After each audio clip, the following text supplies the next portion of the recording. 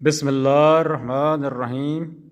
حضرت معاویہ بن جہمہ سلمی سے روایت ہے کہ میرے والد محترم حضرت جہمہ رضی اللہ تعالی عنہ نبی کریم صلی اللہ علیہ وآلہ وسلم کے پاس حاضر ہوئے اور کہنے لگے، اے اللہ کے رسول، میرا ارادہ جنگ کو جانے کا ہے، جب کہ میں آپ سے مشورہ لینے کے لیے آیا ہوں۔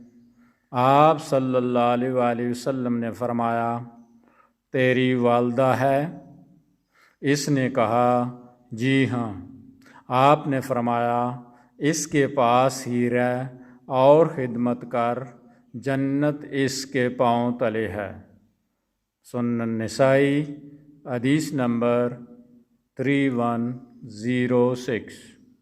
چینل کو سبسکرائب کر دیا کریں تاکہ آپ تک نبی کریم صلی اللہ علیہ وآلہ وسلم کی اچھی اور پیاری پیاری حدیثیں آپ تک پہنچ سکیں۔ اللہم صلی علی محمد وعلی آلہ واصحابہ وسلم۔